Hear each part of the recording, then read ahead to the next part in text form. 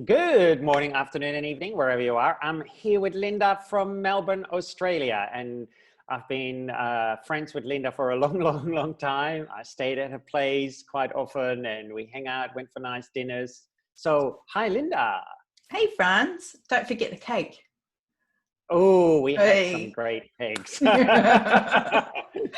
It was Yes, close to Linda's house is this wonderful place called the Red Door. I remember it. And you can go just walk to the Red Door Cafe and they had fantastic cakes and muffins. so Good good. coffee too. I'm back in Port Melbourne now. Oh, I should come and visit again. Actually, in the place that you stayed at many years before with Paul and I. Oh, yes, I Yeah, remember that. yeah, Yeah. yeah. So I'm back in that exact same place Oh, wow. until 2 weeks. Yes. Hey, Frans, Great. nice to see you. Thanks for catching up Yeah. with me today. Yeah, it's great. So tell a bit about what you do.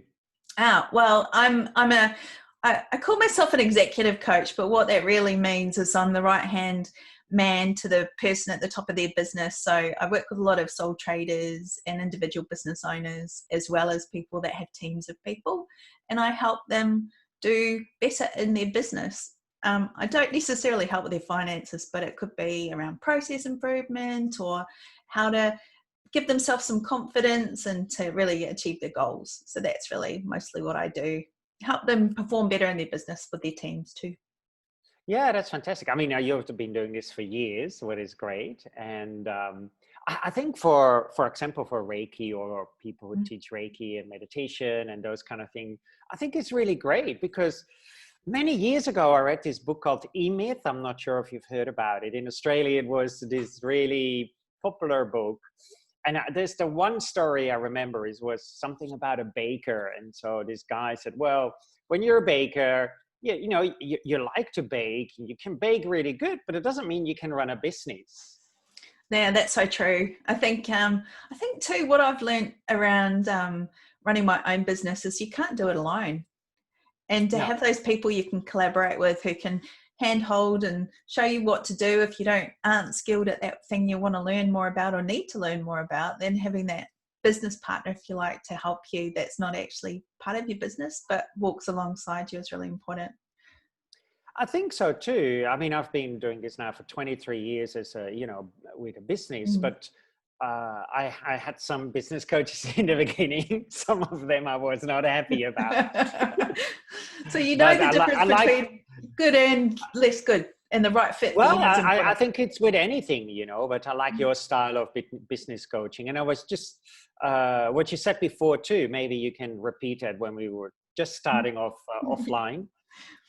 Oh, okay. Which part? Oh, about was that about hand holding and showing people what to do Yeah. versus telling people? So I think there's I was asked the other day by someone who said to me, "How do I choose a mentor?" And I was thinking about it in the context of business coaching and supporting people in the way I do. And I think the difference is really knowing what it is that you want to learn about and finding the right person who can help you through that and can show you how to do it and step you through it and be there with you, even if they're not necessarily doing the thing that you're actually being shown to do. And then that means that you build that capability. And when they are less involved and less walking alongside you, you can do it and still tap into what it is that they know and their energy as well. And I think, that energy flow, and this is the reason why I love Reiki. And even though I don't necessarily see you all the time, I still tune into you from an energetic perspective. And that's what I do with my clients too, because we're all energy beings and Yeah. we're not all up in our heads. And if we can actually tune into each other more, it means that we're more present. So when I walk away from them, they can still feel me and channel me and use that energy and that knowledge that we've shared together, even when I'm not really there. Yeah, I think that is great. I mean, I think this is, I think sometimes as a small business owner or as a sole trader, we think we have to do everything. We have to do the tax and we have to do making ads and things like that, blah, blah, blah. But maybe we're not good at doing tax. I'm not good at doing tax. So the first thing what I did when I came to Holland 2.5 years ago was get a tax agent. Yes, I have to pay for it, but it's better to do it good than me fucking and fartizing around, excuse my language. I But it agree. I is agree. because, and I see this so often, people, they spend hours, you know, they're Reiki practitioners or Reiki teachers, and they spend hours trying to work out a website, for example, or trying Mm. to work out some issues, and it's not working. And yet, then they could have actually spent doing treatments or teaching and spent that energy, because now we get frustrated with what we're doing and it's Mm. not working. And then we say, oh, our business is not working. But it's better then to ask a professional to help us. I mean, there's a bunch of stuff that I know how to do, and I realized that I've probably got some different skills, and you know, I've been able to benefit from having good people in IT teach me stuff as well. But um, Yeah. um, there's still some things I have to remind myself that I'm better to outsource, because there's other things that I can add more value to that's going to help my clients more, and get a quicker result with them. So if I'm spending time on doing the stuff that's less valuable for my clients, then it's probably not the best use of my time, even though there's days that I'll probably still give it a crack, because I need to explain how to get someone else to do it. So I need to do it once or Yeah, twice or try to figure it out so I can articulate what it is that I need. But absolutely. Yeah. it's knowing what you need and then knowing when to get the help to do it. Because I think for me, if I look back into the last sort of last say 9 months, we'll put a time box around it, and it's been a bit of a funny period for most of us, right? I think I've been out of flow, or that state of alignment energy, from an energy perspective, because I've been trying to solve the jigsaw puzzle of things that aren't really my speciality to solve. And Yeah. and it really does take you out of alignment. So there's been periods that I've gone, why do I feel not quite right? Pretty much like all of July, to be honest. That was like a really weird energy time for a lot of people on the planet. But it just about sort of being aware and acknowledging that that state of misalignment then flows on to every other part of your life, and that's where things start not working well, and it takes so much more time, and time is of the essence when you're running a business, I think.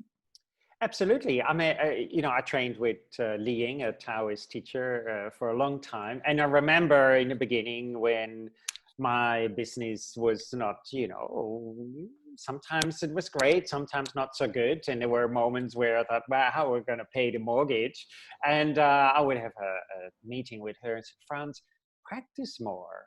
And, that then we might say, yes, but how does that work? When we practice more, then you're not going to pay the bills. You have to put your website, you have to do this, you have to do that. Yes, of course.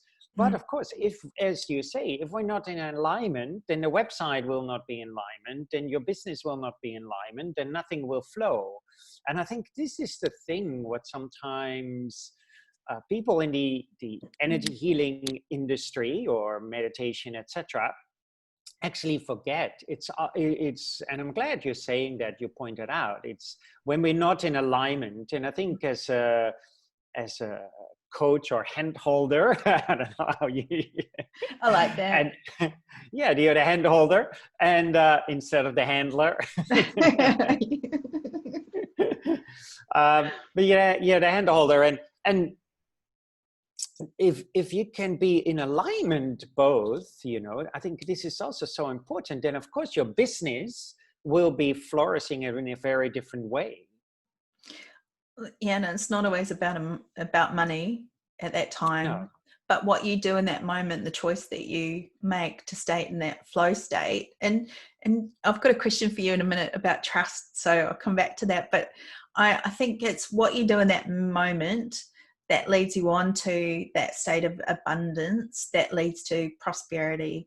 That is the hardest part to trust. So the choice that you make now might not necessarily might not result in instant money in your bank, but it Yeah. leads on to that. And my question to you is around, I was talking earlier about Weird July, and how interesting it was from a relationship perspective and things like that. So what's your feel of staying in that state of trust and trusting the process, even though that being out of alignment and knowing that you're working to get back into that flow, how do you trust all of that it's going to just be and pop out the other side? What does that look That like? is, I think this is the hardest part for most people. I think it's with anything. And I remember when we were talking, I remember when I was in Australia and Brahman, my ex-partner, was pregnant, and we had spent 2 years in India, spent all our money, and suddenly we were in Sydney in a much more expensive environment than India, of course. And I didn't have a working visa at that time. So we had no money. We had a baby. And I remember the baby was born, Ollie, and it was 6 a.m. and I had some under the table job of rolling out rubbish bins somewhere. And I was starving. You got to do what you got to do, Frans. You got to do what you got to do. And I was starving because I was hungry, because we've been up all night with the labor, etc. And I couldn't not go to, so I had to go to rolling out these bins. and I remember I didn't even have like $1 in my pocket to buy a Mars bar, because all the money had to go to the rent of the place we were living, to stuff for the baby. And yet because I think also because I lived in India for 2 years, and you see people with nothing, and yet they were so happy. So I surrendered to this thing. I said, well, it will become okay. And it was, Ollie was born on the 15th of December. So it was coming Christmas time. And these rolling out of the bins was in a very exclusive kind of compound. And there was a Christmas tree at the rubbish bin, like still good. And there was wrapping paper still in plastic, and there was there was a stereo equipment, and so I collected all this stuff. And we had a great Christmas. Silver lining for that job. Yeah. But this is the hardest part, I think, to completely, and I think also, to realize that everything is always changing. You know, we can't hold on to things, and B is that when it changes, it doesn't always change that we get a better apartment, or maybe we have to stay with friends, but then also in that space, stay centered, stay happy. Don't get overwhelmed by, the anger about, oh, I lost my apartment, or I lost my job and now I'm this. And I was thinking about that the other day, because also for me is less traveling, etc., less teaching. And I thought, well, if I need to move out of this house, what I'm going to do. And I thought, well, my cousin in Spain still has an apartment. He's living with his girlfriend. And I thought, well, I could bunk there for a while. But, we have to also be creative in that way and be open. And maybe these things happen also for a reason that, it steers you in another way, in another direction, and to look at yourself. And therefore that daily personal practice is so important. And, I was just commenting to Linda, wow, you're looking great. And Linda said, well, I've been doing a lot of self work, and maybe you can talk about that. But I think that is it's not very essential. It is. And the only person who can do that for me is me. Yes. So, there's no magic pill. There is no magic pill, and therefore, and I think it's the same as a coach. You can say to someone, you have to implement this, but if they don't do it, then it's the same as a Reiki teacher. You can say to your student, you have to practice, and you have to practice this. If they don't do it, then this is it. The only person who can do it is you. You can show people how, but you can't do it for them. No. And I think this is, important. I mean, it's the sort of essentials of life. And the way I figured, after quite a few years of some big hits and life changes, which I know you're fully aware of, is that how do I want to be and who do I want to be? And, I put that photo on Facebook. I've put a series of photos on Facebook recently, and you're the only one that spotted that little 5-year-old version of me. And and you said such a beautiful thing, and you might have to tell everyone what you said, but I thought it was just perfect. And really what it is really about, you know, getting back to my true self and my essence. And, Yeah. you know, so can you remember what you actually said? Yes, I do, because it was interesting. It showed up on your feed and it said, "Oh, where am I?" And I'm like, the second I read I saw you right there, and Linda was sitting in the middle of the group, like literally in the middle of the photo. You couldn't miss it. She was like, "Here I am, everybody. This is my world. This is who I want to be." And you looked so strong already and so very confident in a way.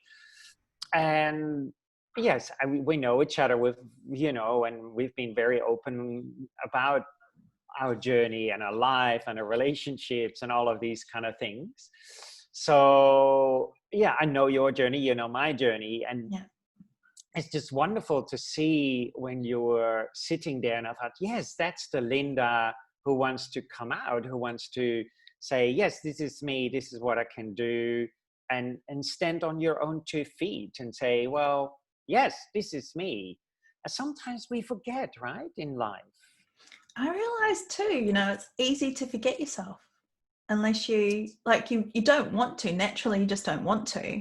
Yeah. But there's so many little teeny tiny compromises that we make on any given day, Yeah. that I just think uh, just you owe it to yourself to find yourself again. And when you look at a photo of when you're about 5, when you're 5 years old, you're pretty much your true self. You've got your personality being formed. And I think one of my other friends said, you know, I can't remember her exact words, but it was pretty much, you've kind of got the attitude, you know, like you've got Yeah. it kind of thing. And she said, that's just like you, just the way you are. And she's a fairly new friend. I've only known her for a few months. So it's really interesting to see and to feel me at 5 years old, me now, and having done that work in the last, especially the last sort of, I'll put a time frame of about 5 years on it. Started Yeah. small and got bigger and bigger. And I think what I didn't notice was how consistently I was working on myself in different ways. So, you know, as you know, it started from a health perspective, and I had some major health things that I really needed to pay attention to and went through. So, and then, you know, there's family things and layers and layers and layers. And we've all got those layers, these things that happen to Yeah. all of us in life. It's what we choose to do about it. And I think my aha moment was I didn't feel like me. And I remember my partner at the time, Paul, I said to him, I want you to take a photo because I never ever want to feel this crap again, ever. Yeah. And so, But you know, this when you is say it out fantastic. loud and Yeah. you put a line in the sand, you make that commitment to yourself, and it's worth Yeah. it, I think.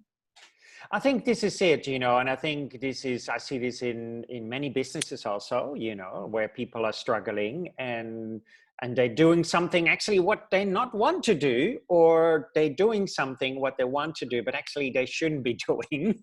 This is Yeah, also yeah, the yeah, yeah. case, you And, you know, know, a lot of, it's interesting because, you know, a lot of people go into business for themselves because they think they've got, you know, this magic pill and it's going to, you know, just take off. But getting into business for yourself is a calling. It's not no, an easy path. And a lot of people leave whatever job to go and do something for themselves because they don't want to do that thing they've just left. But then you've got to do the work there too. You've got to make sure that it's your true calling. I mean, there's been times in your Reiki business where it would have just been easy, perhaps, based on what you've just said, to maybe put some of that on hold and go do something else. But absolutely, yeah. your commitment is to yourself and your business and your clients, the people in your community that you've developed and created and who love you, and that's that two-way flow of the benefits of your community that you've got around you, and a sign of your business and loyalty that you have, which is beautiful, and the work you've done. So Yeah, but I thank think you. also it's as you say, it's not easy. You know, you have to keep plugging away, and I think this is what a lot of beginners or even people who have their business already for 4, 5, 6 years forget. Sometimes it is not easy to be a sole trader and to do all of this. It takes time, effort, dedication. You have to keep working at it 24 hours a day. Now, of course, some people might look at my day. My mom goes, what do you actually do? Because you do nothing at the moment.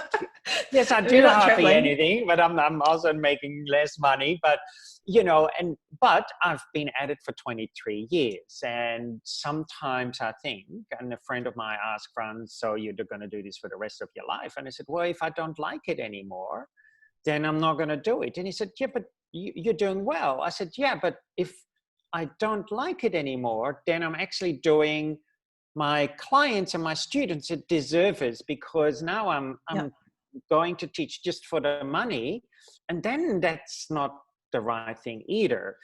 And and I think exactly what you said before, we have to do all this work ourselves, and no matter as you said, like you asked Paul to take a picture. This is not how I want to be anymore. We have to draw, in certain circumstances, a line in the sand and say no further, and stay true to yourself. And what do you want to get out of life? I think this is a question we have to ask ourselves. But sometimes we don't know what we want out of life because it's so confusing. We want a good partner, we want a good job, etc. And then we all get confused. And my mom is a great example. She's 82 and she has a boyfriend now for about 6-7 years. He wants to live together with her.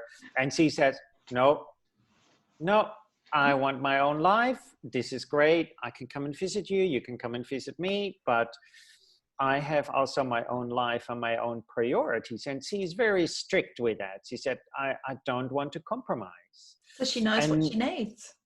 And because she knows what she needs. Yeah. And often this is the case in relationship or work, we compromise. Yeah. And we compromise in life way too much. And it doesn't mean we cannot have a partner, but if you both can stand strong and you both find a way without compromising, then that's great. If not, if one has to compromise more than the other, then maybe find a different partner, for example, or find a different job.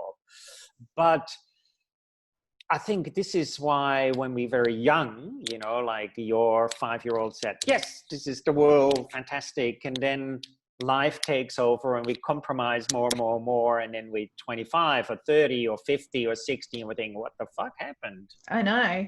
Where did that last 45 years go? That's it. And I think I said, and getting photos taken is so different these days. No one even thinks about it. Back then, everyone's like, yeah. Apart from me, I was like, it's still okay with it.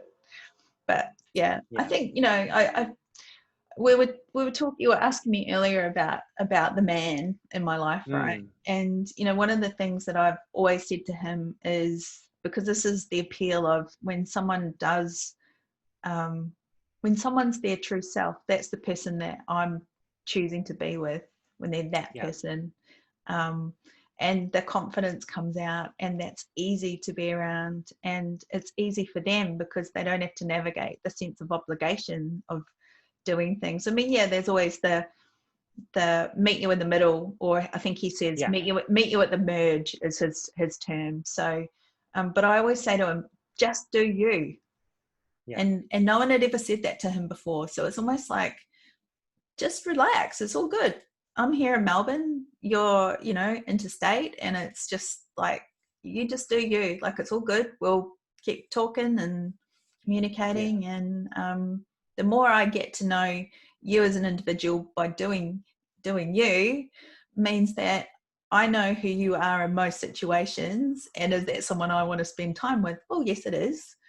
As complicated as that can be sometimes. Sometimes can be very complicated. Relationships are, but the one with ourselves is the most complicated, because if we're not being ourselves or doing ourselves, if you like, then there's going to be that level of friction all the time. And I think, when it comes to us running a business, if you've got a level of friction as an individual, as a human on this planet, it's going to rub off on everything you do.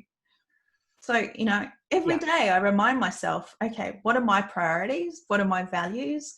And how do I not have that ripple effect of craziness when I'm out of alignment into others? Because let's face it, when I'm out of alignment, I feel a little bit crazy. It's that I'm not feeling myself today, and I don't like it, and that's not going to be that great to be around. I mean, this is it. If I'm not feeling in alignment myself, I don't like it for myself. And it really frustrates me. And sometimes that lasts 2 moments and sometimes that lasts 2 weeks. But when it's like this, I really have to draw that line in the sand and say, this is enough, Frans. This is crazy. Why would you go on with this? Or why would you keep doing this? Either business-wise. And, you know, sometimes you just have to do things also in business. I think a lot of people are afraid to fail in a way, you know, and then you're kind of debating about, shall I do it? Shall I not do it? Shall I do it? Shall I not do it? Shall I not do it? Shall I do it? And, you know, I've always been a person, I'm going to go for it. And you're a goal-in kind of guy. The thing is, if you put too much thought, flipping back and forward on should I, shouldn't I, that in itself is failure because it's a stuck state. Well, this is it. And then the energy doesn't flow. You're not progressing. And this is a thing, I think, also in relationships, in life itself, you know, when we constantly debating these kind of things. I had a great experience some years ago with this wonderful friend in Paris, and Catherine Hudson. And what happened was that we had a free day and I wanted to visit some shops I had visited over the years. And I said, I don't know exactly where they are. I know a little bit where they are. I said, and it was a beautiful day. I said, let's just walk. And while we walk, we just either turn right or turn left or go straight ahead. And we found these shops without looking at the map. But as soon as we stopped on a corner and tried to debate, so we go left or right or straight ahead, that's where it went wrong. Yeah. And it was just that moment, that day was so clear for me that all this debating, yes or no, no or yes, is actually wasting this energy. And therefore we stuck and therefore not in the flow. And therefore sometimes we just have to do it. We just have to take that step and say, I'm teaching this week in Italy for the first time. And you know, people say, are you going to have the right amount of students that you make get back the hotel and your flight and all those costs? I don't care. I said to the woman when she invited me for the first time a while ago, and she wrote, Frans, do you want to come to Sardinia? I looked at the pictures. I said, I'm coming. She said, how many students? I don't care. I'd be jumping on that plane too. But this is it, you know, and I think this is sometimes... a while ago, I had someone who I didn't know, and she texted me and said, can I ask you a question? I've got 2 students for Reiki 2. I'm going to cancel it. And I said, why are you canceling it? She said, well, not enough students. I said, why are you canceling it? She said, not enough students. I said, again, why are you canceling it? She said, I don't think you're getting it. She said, I have not students. I said, no, you got think 2. deeper. You think deeper. And she goes, oh, yeah, I want to cancel it because I think I'm not making enough money. I said, yes. So why cancel it? You know? So then she didn't cancel it in the end, and she thanked me and said, oh, this is really great, because this is something what we do too. If we keep canceling classes because we only have 1 person or 2 people, or we have a Reiki practice evening and only 1 person turns up and we get worried about it. For years, I had a practice group in Sydney every week, sometimes twice a week, and sometimes only 1 person arrived in the beginning, and sometimes no one. But there was a great time for me to practice, or I would go for dinner or have ice cream or do other things. Let's face it. But this is it, you know. I think we have to take risk and actually be okay if those risks fail as a business and in a relationship also.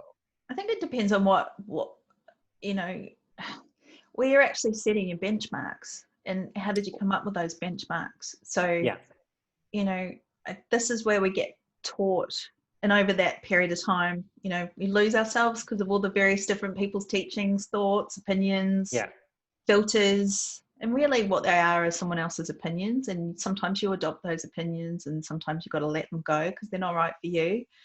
But that level of trusting yourself, but getting clarity so you can trust yourself, that takes a bit of time to get centered. So you know, if you're teaching someone anything, whether it's Reiki or, you know, showing them how to bake a cake, it's still got to be based on the type of cake that they want to eat. Yes.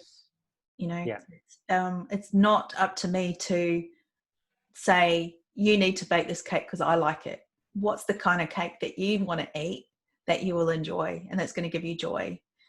That's the sort of the recipe that we should be creating for people, not based on our recipe. Yeah. Yeah, this is it. I mean, this is, I think, you know, I see a lot of people trying to create something for others, you know, what would you like? But then they're going to teach or do something what the other person likes, what might be great, but they're losing this joy in their own personal practice, in their own way of teaching or whatever, because it's not their value anymore. It's not their cake. So they're going to make cake what they don't like themselves. And then after a while they say, well, I'm baking another fucking of these, whatever cake it is. I don't like these cakes. That's right. You're going to be a little bit, oh, it was all right. I want something else. But if you don't know what the something else is that you want, find it. Yeah. And I think this is why every business is unique, you know, and where I lived in Sydney, in this one particular very busy street in Newtown, we had a Reiki center for many years. And suddenly another Reiki center opened up, and then there was a crystal store, and they started to have Reiki. And someone said, oh, Frans, are you worried that, you know, more Reiki people are? I said, no, it's great. Yeah. Because the more people who see these signs there, they will say, oh, what is all this Reiki stuff doing here? I want to know what is this. And, you know, we have to change our preconceived ideas about, you know, our work, our life, our relationship, etc. But, you know, as you say, we only can do this ourselves. Sometimes that's difficult. And then we need a hand holder to show us and to help us. And sometimes that look from outside, from a different person, can be very, very helpful. Well, you know, I even though for a while there I lost my way with Reiki purely because I was going through lots of other things, and you know, you come back to your secret source, I suppose, after a while. But I always considered you as part of my team. So when I made that decision to say, I want to feel better. That was my starting point. I want to feel better than this. I went about what does feeling better look like? And what do I need in my life? What's my starting point? So I looked at my health, I looked at my work, I looked at my values, and then I started to kind of get to know who I was again in that context. I looked at who I was, my family dynamic as well. That's important. And then relationships, so friendships and, you know, partnerships and things like that. So after all of that, after those steps, I sort of went, well, okay, what do I need in my team? Well, I've got, you know, even from afar, and you've moved countries, and I've moved obviously parts of the city and other big life-changing things. Then you kind of go, well, okay, so who's in my team that probably don't even need to know that they are, but they just are. Like it was my Reiki teacher, my practice. Then I had my naturopath, and you know, I started getting fit and going to the gym and personal trainer. And then I was doing some Pilates and stuff like that. And then I was like, okay, so there's all my, you know, physical energy flow going, because doing something physical and getting out of your head. And I was working corporate at the time, which really, you know, I loved it because I learned a lot, but at the essence, it wasn't really me for lots of different reasons, just because of all those opinions and filters and losing, you know, you lose a bit of yourself over time. But then I started looking at the building blocks. Okay, so what do I need to do to work on my mind?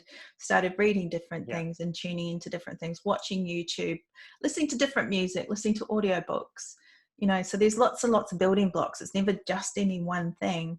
And for the people that say to me, but I do this, and I'm like, so what is it that you do? How often do you do it? What else do you do?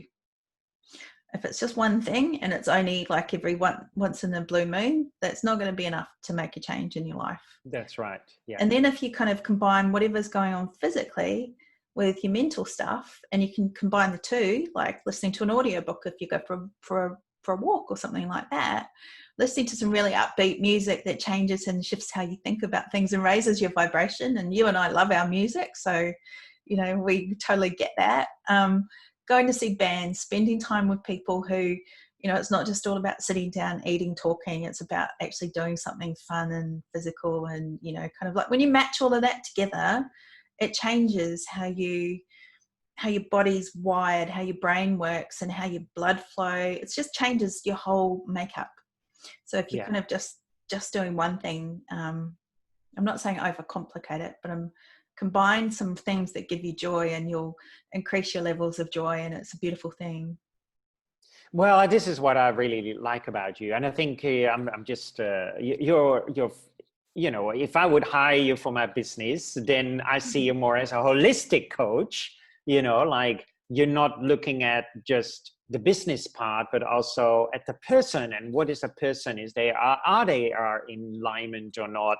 And I felt a little bit unfit, and during the Corona time, too much eating in the fridge. When you do less traveling, you're more at home. So yes, I start to do the same thing here for everybody. Like I just put it like that there. Oh yeah, nice one. Yeah, good. Yeah. So I just put it there to entice me every day to do a little bit of stretching, a bit of weights, and a little bit of movement. And as you say, music, visiting people, get out of this mindset of I can't do anything, and surround yourself with people who support you. Yeah. And you're pointing out some really good points there, for not just for people in a business, but also for relationships. And I think those go hand in hand, and I think this is an important element to understand too. We're the one constant in our life, and if we're not happy with ourselves, then the relationship, friendship side of it's not going to be nearly as much fun. It doesn't have to be fun all the time, but I think it has to be almost all. Almost every, You want it to be a little bit fun, right?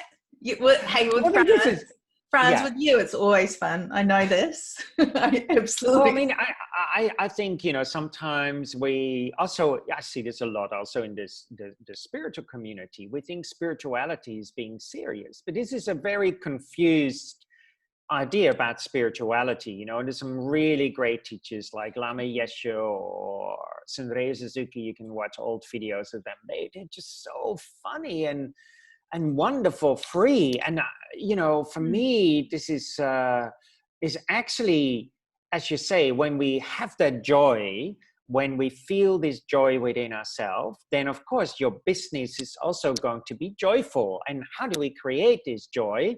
Well, it's again, you can only do this yourself. Of course, we can ask for support and can you help me, etc. But you still have to do it yourself. You have to. My sister a while ago said, I feel a bit stuck in the house. I said, get out.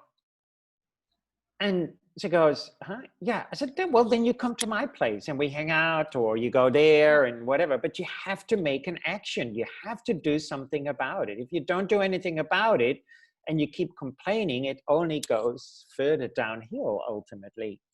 One thing I realized when I was looking at all my photos the other day, because as you know, I'm moving, I was looking, going through this box, and there's some really amazing things. And what I tend to do is probably what a lot of people do, but I tend to be very future focused rather than, I do focus on the now, don't get me wrong, but without the now, you can't get to the future. But I sort of put things, in a box literally. And it was kind of nice rummaging around in all those photos, because you kind of, it's almost like you're traveling without moving, and you get to share some of those memories and reach out to people that you haven't. And it's a little bit creative. So, there's lots of things in people's boxes and in rooms that they might not even look at. And I've been cleaning, and I've been chucking out boxes and bags of things that I don't need. And we hold on to so much stuff in our cupboards, and we don't even do that. So we can kind of rummage around in those boxes. I think it's a kind of a playful way to, get back in touch with some of the things that you did that you forgot about. And I shared a couple of photos with a friend who, her and I used to go out a lot together. And she's the sister of one of my first boyfriends, and I've known her for a long, long time. And she's sent her a couple of photos, and she said, "Oh my God, I forgot. When was that?" And, she's had 2 children, she's married, and, so she'd forgotten about all of that. So it's getting into that playful energy. And, we were talking about alignment and flow, and it's the lightness associated with that. Hey, I feel more like myself. That when I feel like I'm me, I'm able to make clearer decisions. I'm able to be more in tune with my intuition, which we all have. So whether people believe in the spiritual, esoteric area, then, everyone is born with intuition. Everyone is born with that level of lightness and innocence that still exists in us. It's just that we forget about it. That's when we feel like we're ourselves and we're comfortable, and we lose that fear of being judged that we develop over the years. And it's a much nicer place to be. And then when you're working and doing things like Reiki, whether it's your own personal practice or working on a client, you're in that place where you can offer so much more, and you can give and receive as well. Yeah, that's beautiful. Yeah, I think this is sometimes, we need to rummage through our old stuff and then see what we can keep and throw away, and to clear out. And when we clear out things, everything becomes clearer. And when everything becomes clearer, we can make these much better decisions. Yeah. So if I ask for the 3 golden tips for anybody working in a business, give me 3 golden tips. Well, the first is they're probably questions more than tips, but they will form into tips. So what is the work that you've been doing on yourself, and what is it that you do to take care of yourself? So that's really around how have you been feeding yourself from a food and nutrition perspective, as well as your physical, mental well-being, and how much fresh air have you had? So that's sort of get in touch with what that looks like. And if you haven't got a set of goals, whether it be personal or business, do that. And don't just keep them in your head, write them down. I think it's the stat that says something like that there's 3% of people who have goals, and there's 1% of those people with goals, and I might have got the numbers a little bit wrong, but only 1% of people who actually have goals written down achieve those goals. So when I say to people, don't just put them in your computer. Most people don't see things when they're locked away in a file. Get them out and put them in a place that you can see them every day, and ask yourself every day what it is that you're doing to contribute to those goals. So as a business owner, it's really important to understand what your business goals are, for sure, but then also your personal goals, because your personal goals will underpin your business goals. If you don't dial in your right mindset, then you're never going to achieve your business goals. And then maybe what energetic practice are they doing for themselves too? Yeah. So, I can't coach people on the stuff that I haven't fixed myself. Yes, absolutely. Yeah, true. So if people want to work with you and say, hey, this Lynda is great, she looks like a fantastic handler, business coach. We're going to just make up a whole lot of names for you. I can hold people's hands from afar. That's it. Stage 4 lockdown here in Melbourne. Yeah. Yeah. So how can they contact you? Best way would be to get hold of me through my website, and I'll give you the details there, Frans, too. It's lyndatregoweth.com. So I've got 2 names you got to spell, so maybe I'll get you to put them in the notes. I'll put them in the notes. Yeah, so it's just easier. Yeah, that's great. Yeah. Thanks for this. I really enjoyed our chat. Yeah, for me it is so important, as I said before, that when you don't know anything, or specific things in your business, then sort them out, like get someone to help you, either a coach or whatever. And because then you can keep practicing yourself on what you like. You can keep baking cakes, for example, and refine those instead of your time spending on things what you spend so much time on what you can't work out. Like, I'm just not good with figures. So why would I spend hours and hours trying to do that? I only get frustrated. Then I'm frustrated, and my energy is not flowing. My business is not going to do well. So I better do things what I'm good at. There's one more thing I'll add to that too, because, you know, you and I have been talking about friendships and relationships and things. So when people write out goals, what I see as a common thing is there's a whole lot of stuff that's all about their partner. So you might want to do a set of goals with your partner at some stage, but you've got to start with what you need, because otherwise you're just a passenger in someone else's life. It's really, you kind of need to take control of what it is that you need to help you be in that flow state, I think. I think so, yeah. I mean, we often say, oh, I want my partner to be this or that or that. That's and then, right. Yeah. You know, we project these things. Of course, that's great, you know. But we first have to be, you know, in alignment, as you say, ourselves. And when we're in alignment ourselves, then it's much easier to be in flow with the other person, no matter who or what they are. And I think this is the most important element, I think, for myself, if I look at my own life. And sometimes you have to make very radical decisions to become in alignment again. You do, yeah. You know, like, as you say, you moved a lot, or I moved a lot. Sometimes I had to make a radical decision. Yep. And my radical decisions over my life have been to move different countries or different sides of the world, just to break certain patterns and habits, or get out of this box. Yeah, so important. I think you